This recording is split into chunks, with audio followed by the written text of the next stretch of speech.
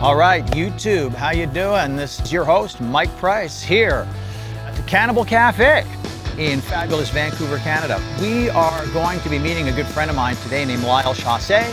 Lyle Chausse was a DJ at CFox in Vancouver. He worked for Sony EMI. He worked for concert promoters Live Nation. Huge background in music and is familiar with the band Creddy Pool. And he's got some insight that he's going to share with us. So not only is he going to share with us, but you're going to share with everyone else. So feel free.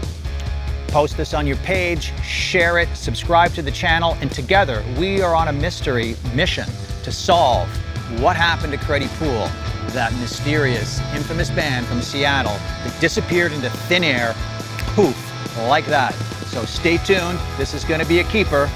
Adios. Lyle! Mike! What the fuck? What the fuck? Dude, cheers. Like, what an honor to it's so great to see you. I mean, hell, when's the last time I saw you? I'm pretty sure we were at an airport in Los Angeles coming out of the NAMM Expo. So what would it have been, January, a year or two ago. So we're talking, that would have been 2020. That's like basically just before the pandemic hit. Yeah, like it was just, I look at the world now as sort of like, you know how we have AD for after the death of Christ? Yeah. And I'm not a religious guy, you know that. But it's kind of like the whole world, this is like AP now, after pandemic. Right. Like the whole world obviously changed. And yeah, we were running around at NAMM doing what we do, which is connect to people, bands, etc. And for anybody who's not been to NAMM and is serious about their career, go to NAMM in Los Angeles. And there's now a Nashville one, I guess. Is there? Yeah. So let's talk a little bit about that. So, and maybe before we get too much further, let's talk about your career. Maybe we'll kind of start at the beginning. So in the early 80s, out of high school, not even finished high school, I was already managing a couple record stores. Wow. And then I just kind of dropped school because I had 2 record stores to run, one in Burnaby and one downtown. So I was doing that, and that was such a blast. But I always wanted to play loud music on the radio. I wanted people to hear more. I wanted to connect people to music. Sure, I wanted to be a musician like a lot of people, but when I realized how many thousands and thousands and thousands of bands were in the world, you start traveling to LA and Chicago and shit like that, you go, all right, this is gonna be a little hard to cut through, right? So I decided I wanted to connect. I wanted to be the person that connected, because I could find good bands long before people knew they were good bands. So that's when I want to find a record in my collection, put it on the radio, and make sure everybody knows about it, because they're going to go from playing the New York Theater here on Commercial back in the day, then they're going to go to the Commodore, and then they're going to be at an arena. Right, exactly. And I wanted to find those bands. I'd already been doing it my whole life as a kid. So you were just continuing what you love, which was a great idea, and you stuck to your guns and you did exactly what you wanted to do. Yeah, I mean, I'm driven by 90% passion. It's a strange trip, you know. Nobody ever told me that certain bands were good. When I heard, I'll just drop one, like I hear a couple, like bands like Tool and Rage Against the Machine in the 90s. When they came out, I just heard them and it's like, this is going to be fucking huge. And I don't care. And I just played it. I didn't care.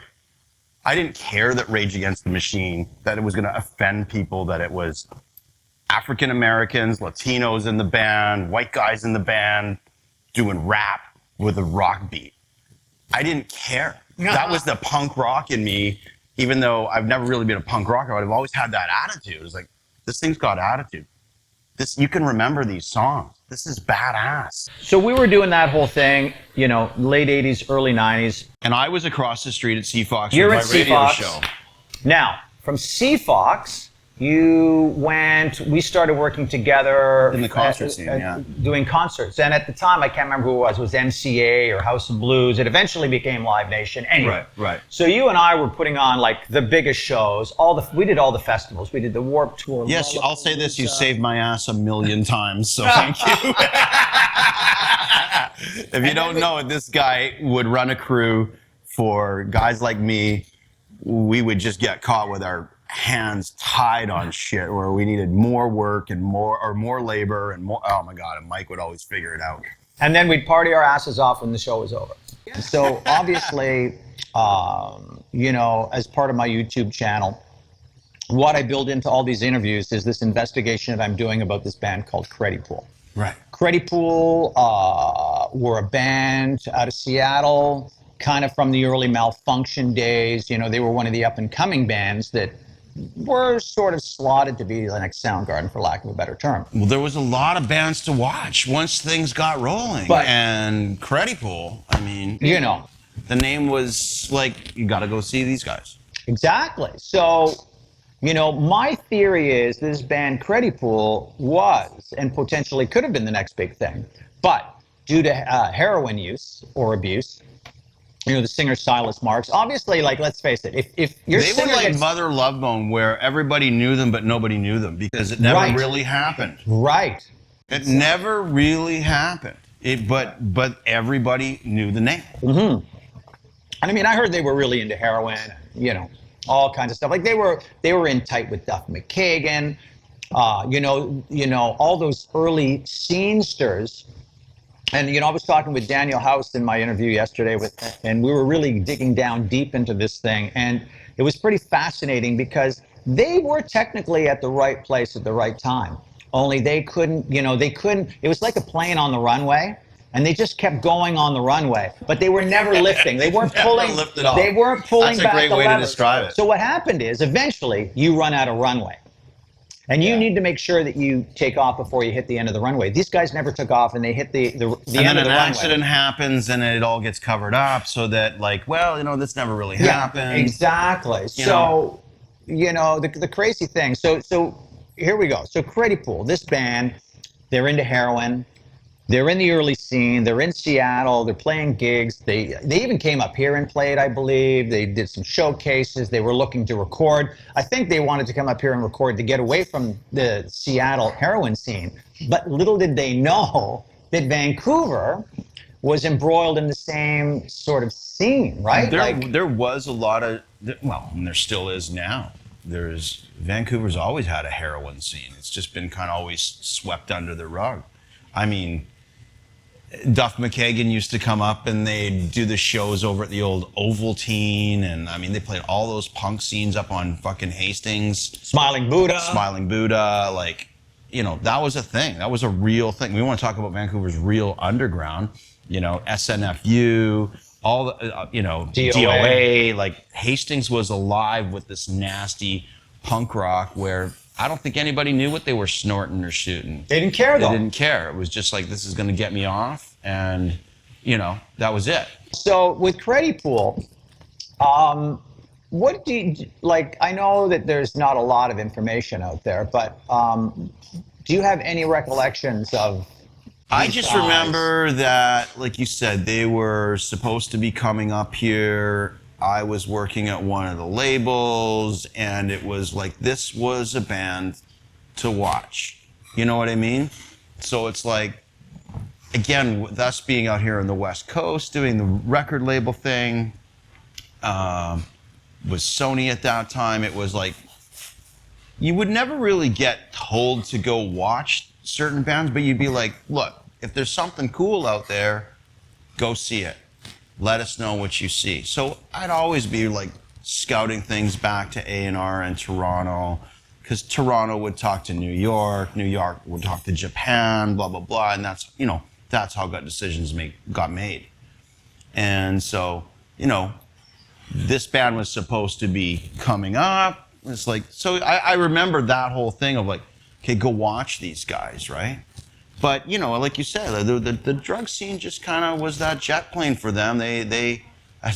Great analogy, that they just ran out of runway, man. I mean, I heard the singer, for example. I mean, he was pretty charismatic. Okay, so Silas Marks was the singer, and this guy was Punchy, was a guitar player. Punchy went to LA with Duff, for example, right? Yeah. They just, you know, because Seattle the scene hadn't broken in Seattle yet. So, you know, like a lot of bands, you know, at the time, LA was the place to be. So they go down to LA.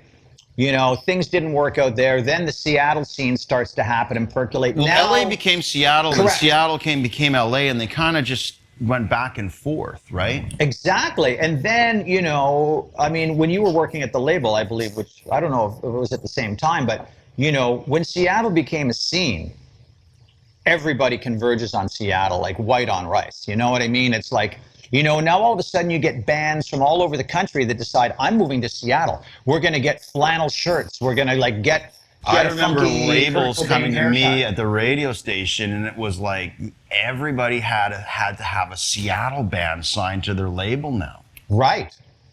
I remember like people flogging. Remember that band out of Roadrunner called Grunge? Oh, yeah. And I didn't mind them. They were a good band. But I mean, they were selling it like they were the next Alice in Chains or Soundgarden or whatever. And there was bands like Tad, and there was bands like, what's the other one where the guy his name was King Buzzo, and he had the big... Oh, that's the Melvins. Melvins. Yeah, yeah. Melvins, and you know, and of course Nirvana came through. I remember seeing Nirvana, like, you know, nobody knew who the fuck Nirvana They was. played the Cruel Elephant. Yeah. I think I was, and so it did was- Rage Against the Machine. They did, yeah. And there was like 50 people there. 2 nights. Yeah. 2 nights in a row. I see them in in New York at a convention. It was packed because it was a record company thing.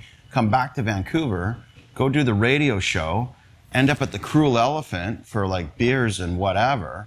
And there's this, I'm like, fuck, you guys sound just like the band I saw 2 nights ago in fucking New York. And then I'm like, it is them. And then I talked to Tom Morello in between sets, and he's like, yeah, we just played there with a band called Fluid, you know, like a punk rock band. And I'm like, yeah, I was there. He's like, fuck off. So then he's like, come back and hang the next day.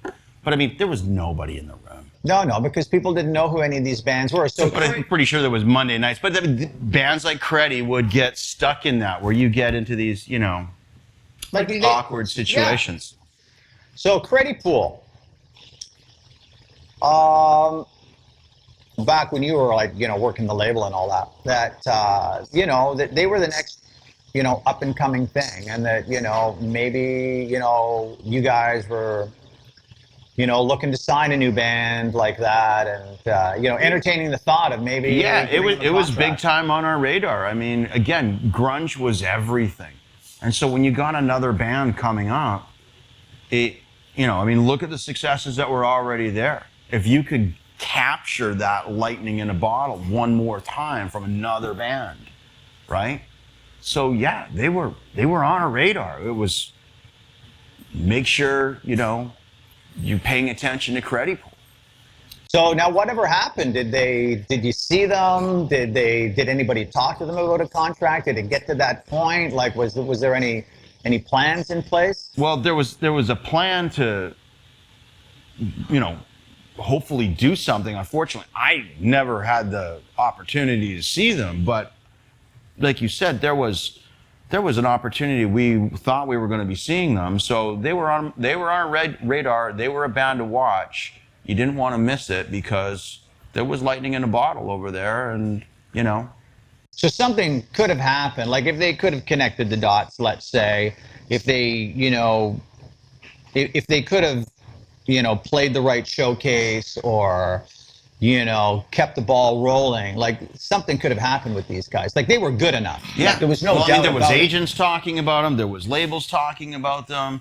I think they needed to connect to like the right tour, you know, which is again a difficult thing to do. But at the time, it was amazing that so many bands were getting such great opportunities. All of a sudden, there would be a band that sort of just sneaking around the clubs was already on a major tour, and it felt like that's where that band was going. I mean, they seem to have, like, I don't know if it was a case of like bad luck or just self-sabotage, but you know what I heard is these guys were like just super sketchy, unreliable, like unpredictable. A sketchy rock band? I don't know. You know, I'm just kind of throwing it out there.